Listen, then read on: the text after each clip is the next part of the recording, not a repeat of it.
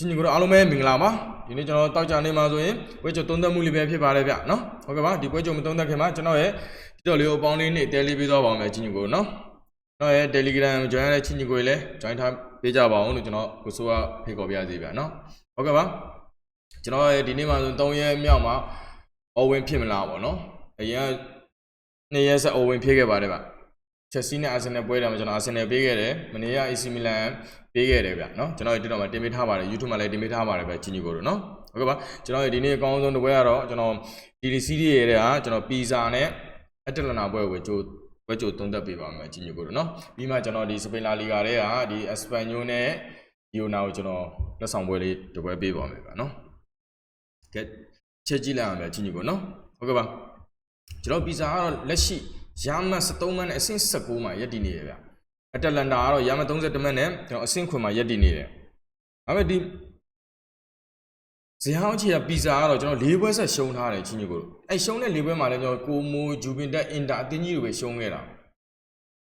ဒါပေမဲ့လက်ရှိကျွန်တော်အတလန်တာကြည့်မယ်ဆိုရင်လည်းအတလန်တာကဒီနောက်ဆုံး6ပွဲမှာဆိုရင်လည်း9ပွဲနိုင်ထားတယ်ချင်းကြီးကိုနော်ကျွန်တော်ချက်ကြည့်မယ်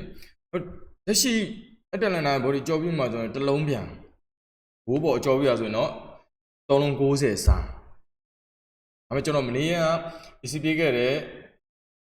AC ကိုဇုံကျွေးသွားတယ်ဘော်ဒီရောဂိုးပေါ်ဆိုတော့ကျွန်တော်ဒီနေ့ဘိုးရညာလည်းပေးသွားပါဘိုးရညာကိုဂိုးပေါ်ဒါပေမဲ့ဒီနေ့မှာတော့ကျွန်တော်ဂိုးအောက်လေးကိုနည်းနည်းကြိုက်မိတယ်ဒါပေမဲ့နည်းနည်းကြောက်တယ်ဒီနေ့ AC ပေးသွားတဲ့အတွက်ကြောက်မလို့ကျွန်တော်ကတော့ဘော်ဒီပဲရွေးချယ်လိုက်မယ်ဗျချင်းကြီးကိုနော်အတလန်တာဘော်ဒီပဲရွေးချယ်လိုက်မယ်ဗျဒီနေ့တင်းတဆုံမှာဆိုရင်လည်းဒီ3ချိန်မှာအတလန်တာ2ချိန်နိုင်ထားတယ်ဒီချိန်ကတိတ်ရကြထားတယ်ကျွန်တော်ကတော့အတလန်တာကိုရွေးချယ်လိုက်မယ်ဗျာနော်ဘော်ဒီရွေးချယ်လိုက်မယ်အနုံနိုင်1-0ဆိုရင်ပြန်သွားမယ်2-0လောက်တော့သွားမယ်လို့ထင်တယ်အတလန်တာကျွန်တော်ဒီနောက်ဆုံးလက်ဆောင်ပွဲလေးကတော့ကျွန်တော်ဒီအက်စပန်ညိုနဲ့ကီယိုနာ